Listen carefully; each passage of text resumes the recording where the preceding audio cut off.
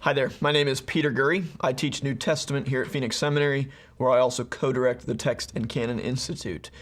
This video is going to be a presentation that I gave at SBL in 2023 on the future of text types. If history is the story of change, as is often said, then textual history is a story of textual change. Whether that story is described with liquid metaphors like textual streams and flows, or with family metaphors with ancestors and descendants, or with material metaphors of deterioration and restoration, it's a story of how one form of the text led to another. Telling that story and telling it well has been essential to textual criticism for a very long time. And text types in particular have been a crucial way the New Testament scholars have told that story. Though the notion of textual groupings has a long pedigree, the term text type became dominant only in the mid-20th century. To see just how important they have been, we can look to Bruce Metzger's still very popular textual commentary, which I have a copy of here. And here the importance of text types can be appreciated from the fact that it has more references to the three main text types than the book has pages. Now, this hardly surprises, given that the introduction to this book makes text types central to explaining the history of the text and to the practice of textual criticism. And in so doing, it's a good illustration of Eldon Epp's observation that, quote, to write the history of the New Testament text is to write the history of text types, and concomitantly to write also the history of the criteria for the priority of readings, end quote. Text types have been indispensable to telling the history of the New Testament text and to determining the priority of readings. So briefly, what I want to do in this talk is talk about text types as a past solution, a present problem, and then make some suggestions for progress on this question. So in the first instance, let's talk about text types as a solution. Any consideration of the topic must ask why this category of text types has loomed so large and for so long in the discipline. And the main reason I would suggest is found in their ability to solve two problems that mark out the New Testament as nearly peerless among ancient textual traditions. The first is numbers. For the New Testament, we have hundreds of manuscripts for Revelation and thousands of manuscripts for the Gospels. That's just in Greek, of course. So the numbers is the first one. The second one is what we call contamination.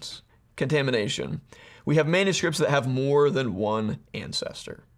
So because of these two problems, New Testament scholars have not been able to use more traditional methods of relating manuscripts to judge their textual value, the way classicists have.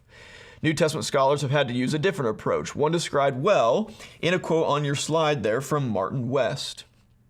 Martin West was a classical textual critic, and in his little book, Textual Criticism and Editorial Technique, which I have a copy of here as well, you can see, he writes this on page 7. He says, when the critic has established that no stemma can be constructed, how is he to proceed?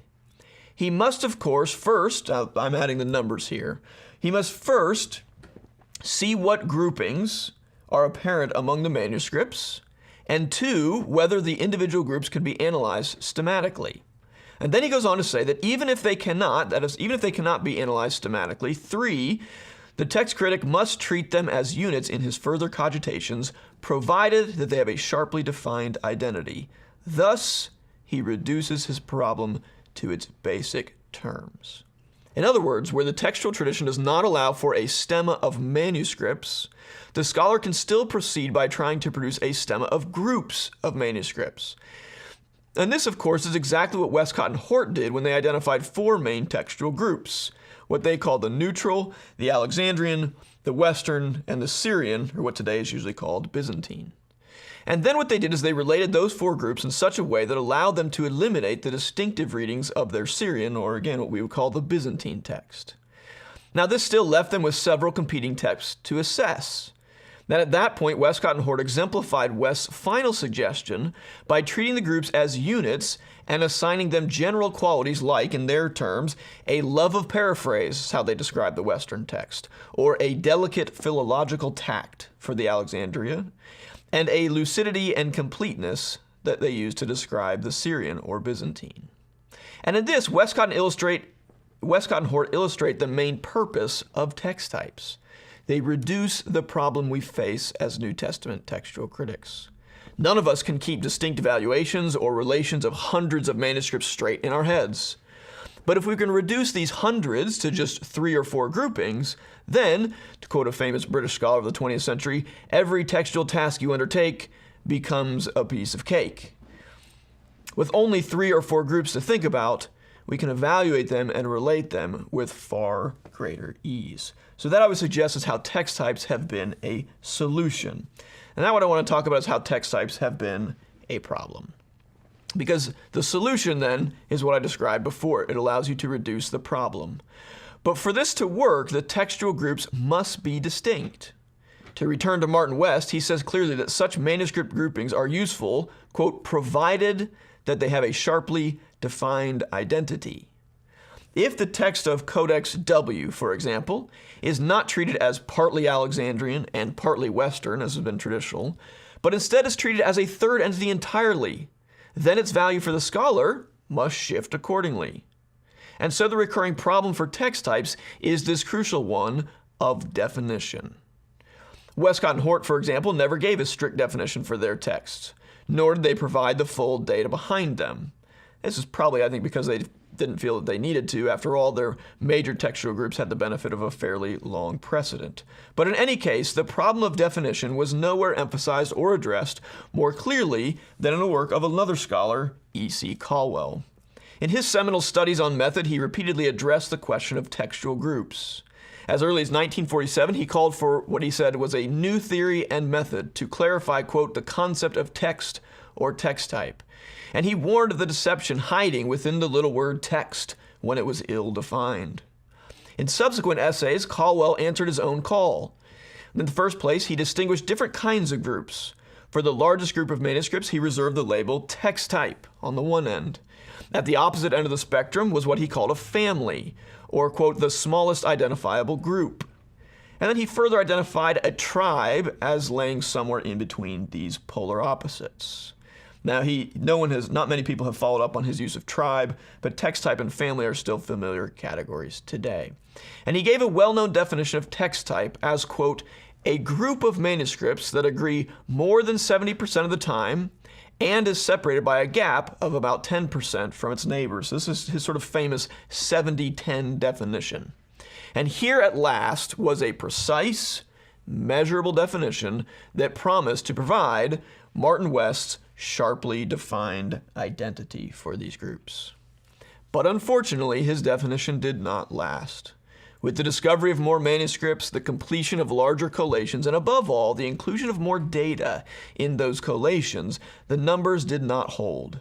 As an example, you might look at Larry Hurtado's work on the Caesarean text compared to two traditionally key members, Codex W and T, or 038, and he found that only 36.9% agreement between them in Mark chapter 10. This was out of 103 points of comparison between the two.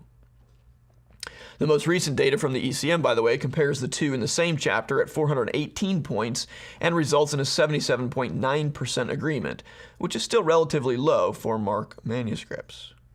More recently, Klaus Wachtel has argued that the reason Caldwell's definition of a text type does not work is because he simply excluded too much data from too many witnesses. When more data from more witnesses are included, Caldwell's criteria begin to break down and the groups dissipate. As a result, the ECM, or the Editio Critica Maior editors, have explicitly moved away from using text types, writing that in the case of Acts, quote, the present edition dispenses with a theory of two texts of Acts. The Mark volume likewise says that although the traditional text types do share distinct readings, the complete data, quote, shows that the relationship between the witnesses examined here is too complex to be adequately represented by a text type model. In short, more data has resulted in less coherence within the traditional text types. To take one example, Metzger lists P45, a primary Alexandrian witness in Acts. And here on the slide, you can see the 10 closest relatives for P45 according to the ECM data, right? And what you see from this table is a decreasing number of percentage agreement, right? But the percentage agreement is very slight. It tapers off, but very, very slowly by only points of percentages as you go on. So it starts with BO3 at 86.5 agreement, and at least on my table here, I've ended at 307. The table, of course, continues to go on long after this. Of these manuscripts, Metzger lists all but 1642, 1739, and 307 as Alexandrian in the book of Acts. Minuscule 1739 is listed as Western, whereas the other two are not discussed at all. Now, except for 1739, the data from the ECM might seem to confirm Metzger's divisions. The problem is that the list here on my slide keeps going, and the percentage agreement decreases at basically the same rate until finally one reaches Codex Beza at the very bottom. With such small margins, the question is simply this: where should we make the cutoff? Which manuscripts are part of the same text type as P45 and Acts, and how does one decide? Any line that one would draw on this table would seem to be arbitrary. Now, against these critiques, Eldon Epp has ventured the most significant events to date of textual groupings, which he prefers to call textual clusters. In my opinion, how different this new concept really is somewhat debatable. He still retains 4 clusters, each one corresponding to the traditional 4, with many of the same witnesses assigned to each. But be that as it may, by far his most important objection to the current doubts about text types is that they do not account for the versional or patristic evidence, two things that have been indispensable, historically speaking, in identifying text types. Significantly, at least in the case of the Western text, Klaus Wachtel has conceded the point here, that the versional and patristic evidence is really important and needs to be seriously considered as we discuss this issue of text types. So Epp is concerned about the lack of certain data. On the other hand, he is also concerned with using too much data. The ECM is quite expansive in its data, including the shortest of variants and singular readings. And we could contrast this with Caldwell, who explicitly excludes readings which he says, quote, occur commonly in manuscripts as a result of scribal error or habit, end quote. And he also excludes singular readings. In John 11, for example, this first qualification gets Caldwell down to just 205 places of comparison, and the second one brings him down to 100 places. Needless to say, Caldwell is leaving a good deal of data on the table, and he would say, rightly so. But not all agree. What matters for Epp is not agreement in everything. He does not want to count agreements in textual minutiae, similar to Caldwell. Instead, he wants to compare places where, quote, the same idea is being expressed, regardless of the language, and in spite of minor differences, end quote. The importance of this difference in what to count can be illustrated by comparing two manuscripts, P127 and D05, in the two methods. P127 has been of special interest since its initial publication because of its agreement with Codex Beza, or D05. A major question has been whether it should be considered part of the so-called Western text, or to use Epp's term, the D cluster.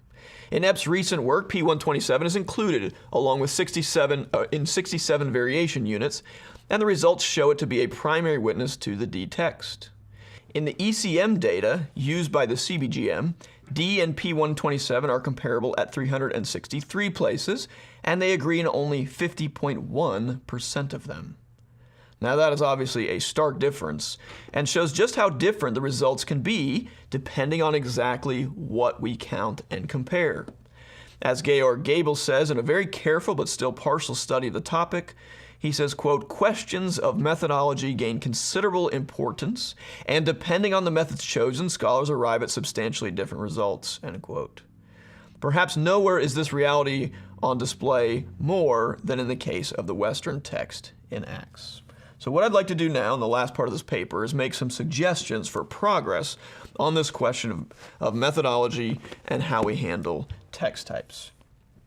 In the first place, my first suggestion is we must be careful how we define texts. This is the central issue. It is one of definition. Caldwell helpfully provided a statistical definition to distinguish text types from each other. But as we've seen, very few have been able to make his numbers work in practice. Eldon Epp's more recent defense of clusters ends by admitting the problem without offering a solution. Even before the problem of defining the borders between groups is the problem of using the same agreement levels within groups. In Klaus Wachtel's comparison of the witnesses in the traditional 4 text types in Mark, and this is in the ECM volume here, this is in part 3, studies, all right?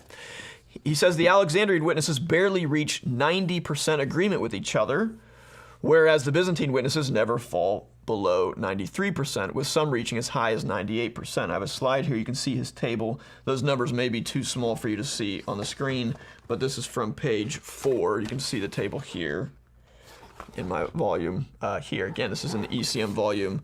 This is in part 3, the studies volume. The supposed Caesarean witnesses were in the low 80th or upper 70th percentile. On what grounds, then, are these groups actually compatible entities if their intra-group agreement is so different? It begins to look like a case of comparing apples to oranges when you look at these numbers. Our definitions matter because one definition may show the complete opposite result from another. This is what I found in my own dissertation when I worked on the Harklian group.